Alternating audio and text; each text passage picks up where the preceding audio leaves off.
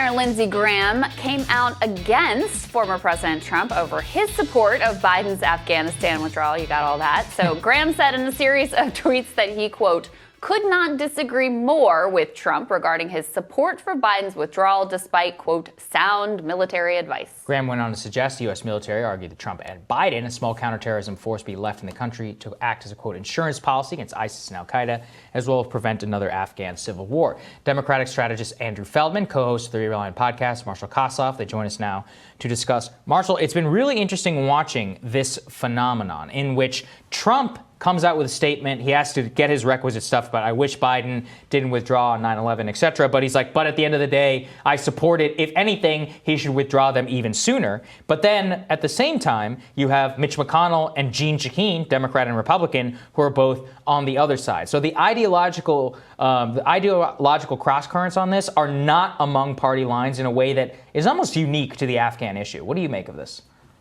That's a good way of putting it.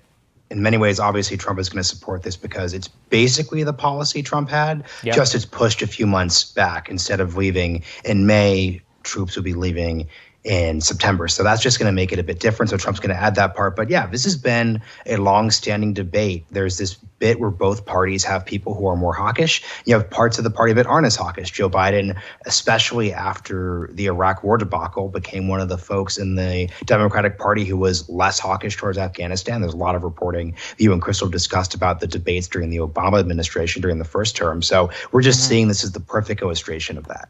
Yeah, Andrew, what did you make of Graham's comments? But also I'm curious your take on what Trump had to say. As Sagar indicated, he sort of blasted Biden for pushing the timeline back and doing it by 9/11, but ultimately obviously agrees with the policy since it's similar to his policy too.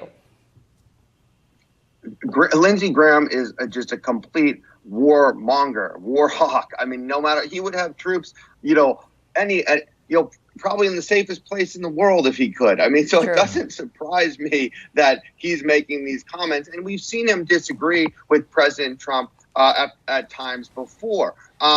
Look, President Trump is going to obviously blast Biden at every which way. But as we've mentioned here, he couldn't really go against this policy because of Marshall. As Marshall mentioned, this is basically what he wanted to do. But, look, I think ultimately this is the right call because this is a failed state. This is a failed war. Russia was there for 20 years. I mean, have already been there for 20 years. This is not something that this is like dumping resources, just continuing to dump them down the drain over and over again and risking American lives. I think it's the right call.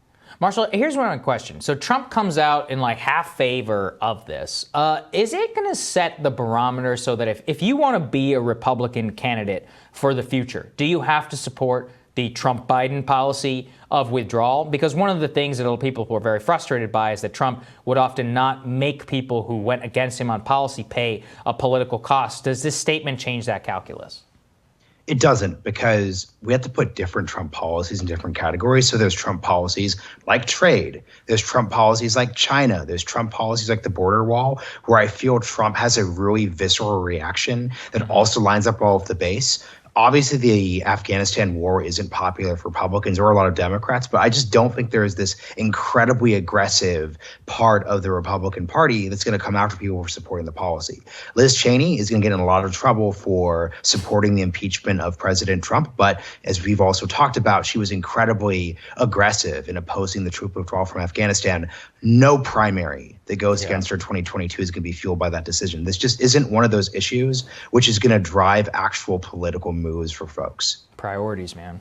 Andrew, what's with the Democrats who are opposing this? Jeanne Shaheen being among them. Who are some of the other ones, Sagar? We've got like many of the House, I can't remember, who worked with Liz Cheney in order to oppose the withdrawal. Right. There's a handful. And Shaheen, if you dig into her campaign donations, gets a lot of money from, the defense contractors in town or some of her top donors. What do you make of their dissent here?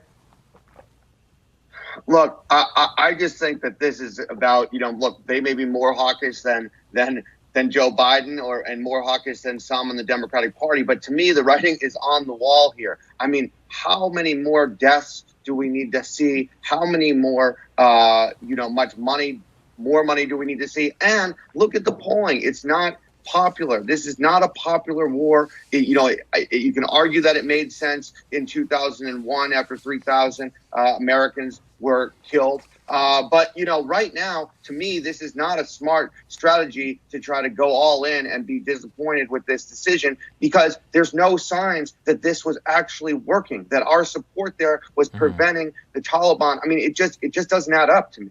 Marshall, the other thing I was curious about from you is, do you think that Trump has, in a sense, made it easier for Biden to implement some of his policies? So, for example, Ross Douthat had a column to this regard. The Afghan withdrawal, harder for Republicans to vociferously oppose when they just very recently were supporting it in a lot of cases when it was Trump doing it.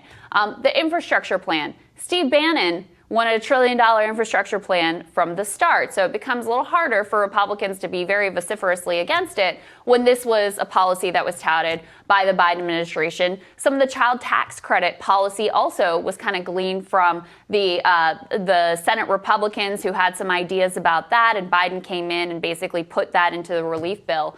Do you think that the fact that he's taking actually some of the populist pieces that Trump ran on in 2016 but didn't actually ever implement, and himself getting them done, is that actually paving the way for him to be more successful? I think it showed, and this is the interesting thing, because I don't think that Joe Biden reads Ross Douthat or is particularly attuned to Steve Bannon. Joe Biden is not a policy person. He never has been. He's the politician's politician. So what I think happened here is that the best version of Trump in 2016 was running on these really straightforward things that actually there are really strong bipartisan majorities in favor of. That's the infrastructure bill you pointed out. That's the lack of happiness with the way Afghanistan has gone.